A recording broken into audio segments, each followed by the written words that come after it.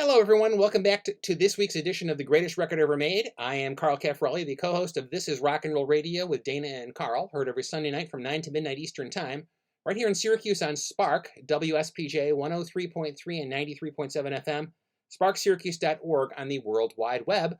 I'm also a writer, and I've been working on a book called The Greatest Record Ever Made, Volume 1, dedicated to the notion that an infinite number of songs can each be the greatest record ever made, as long as they take turns, which is what records do.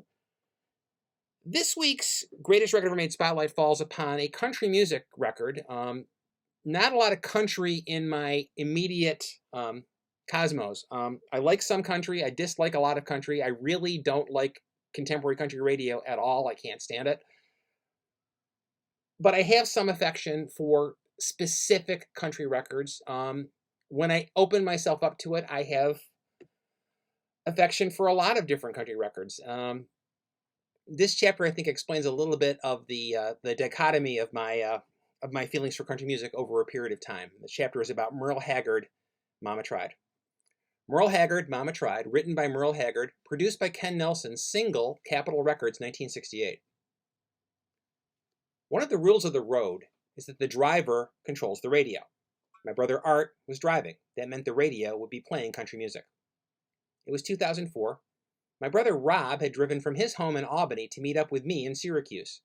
I took the wheel of my car, and my radio, to drive us from Syracuse to Columbus, where Art lived.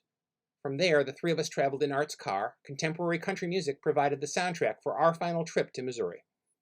It wasn't our first trip, heavens no. We'd been there individually and collectively many, many times over the years. Our mom was born in southwestern Missouri, and our grandparents had remained there.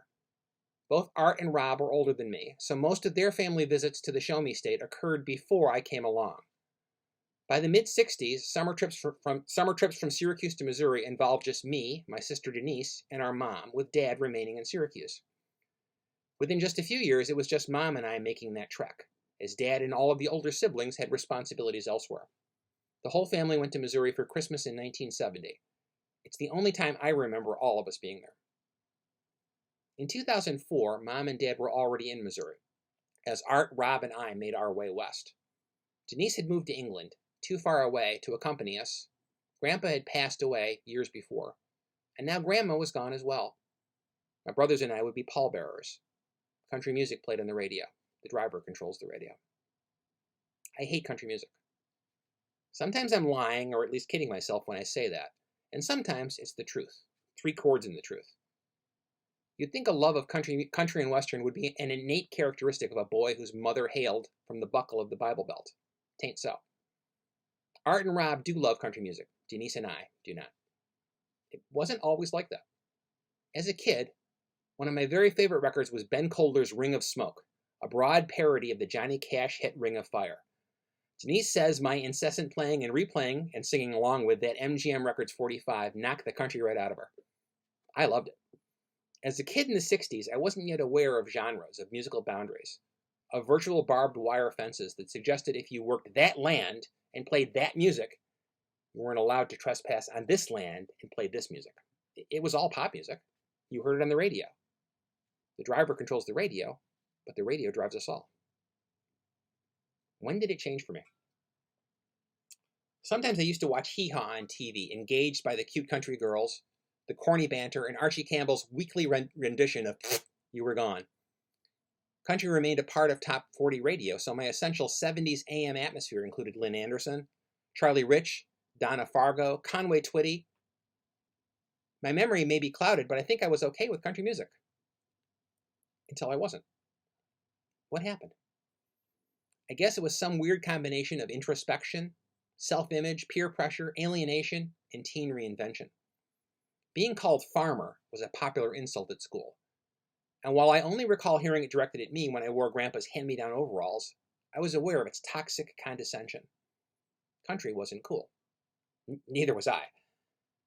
But while I would learn to dig in my heels and stand ground on behalf of comic books and pop music and other things I loved that others mocked, I had also come to think of country as uncool. I wanted to be urbane, witty, sophisticated, fast-paced, and elite. City slicker rather than shit kicker.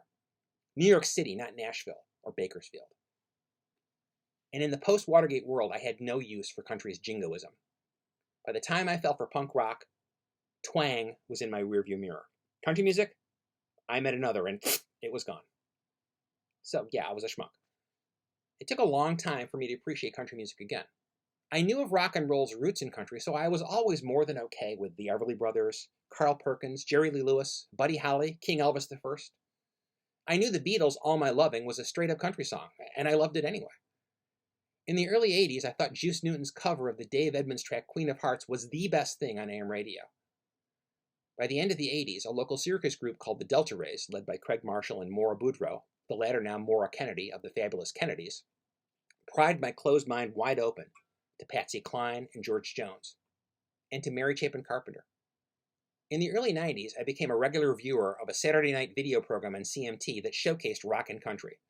Nancy Griffith, Rosie Flores, the Sky Kings, the Mavericks, Joe Diffie, Joe D. Messina. This was country music I could support. For all that, I still couldn't listen to country radio, and I still can't listen to it now. Nails on a chalkboard. When I'm driving, my control of the radio spins the dial elsewhere. My work as a pop journalist and my quest for deliverance as a music fan reminded me of the appeal of classic country, and my respect for that grew by leaps and bounds. Welcome back to my world, Johnny Cash. Hee-haw and howdy, Buck Owens. And hello, Merle Haggard. Haggard had always been outside of my sovereign airspace. I associated him with Okie from Muskogee, a track I considered a put-down of hippies and peaceniks, a song that seemed the very epitome of the redneck POV I so detested. Years later, I read that Haggard himself claimed an evolving, shifting view of the song, at times cashing it in at face value, at other times thinking of it as a joke or parody, a wink rather than a sneer. Some have suggested the song was meant to provide the counterbalance of a conservative viewpoint in the face of liberal protest. I don't know. I mean, even though he wasn't really an Okie, his parents moved from Chakota, Oklahoma to California before Merle was born in 1937. It's likely Haggard might have smoked some marijuana in or around Muskogee at some point or another, his lyrical claim to the contrary notwithstanding. In fact, at the time of his early success in country music from 1966 through 68, Haggard hid a skeleton in his closet. He had fought the law, and the law had won. Teen stints in juvenile detention centers gave way to a robbery conviction in 1957, landing him in Bakersfield Jail. A failed attempt to escape there moved him to San Quentin in 1958. He turned 21 in prison. It must have appeared likely he'd die there, too. But Haggard rewrote his script. Seeing Johnny Cash perform at San Quentin prompted Haggard to play in a country band at the prison. He saw the dead-end roads stretched in nearly all directions around him. One road held the possibility of getting through, the straight and narrow. Haggard was paroled in 1960. He would never be a convict again. Even the straightest and narrowest of roads may suffer detours, eventual twists and turns, turnarounds, obstacles, tolls. As Haggard played, recorded, and began to have hits, he worried that his past would kill his future, that public revelation of his time behind bars could terminate his time in the spotlight. Johnny Cash convinced Haggard to confront the issue. The driver controls the radio and the narrative. During a 1969 appearance on Cash's TV show, Haggard spoke publicly about seeing Cash in concert at San Quentin when Merle was an inmate. Haggard's career did not suffer. He was on his way to becoming a legend of country music. Suddenly, Haggard's 1968 hit Mama Tried gained an additional patina of authenticity. It wasn't quite autobiographical. He committed robbery, not murder, and wasn't serving life without parole. But the feel was there. The gravitas, the sense of truth. 3 chords in the truth.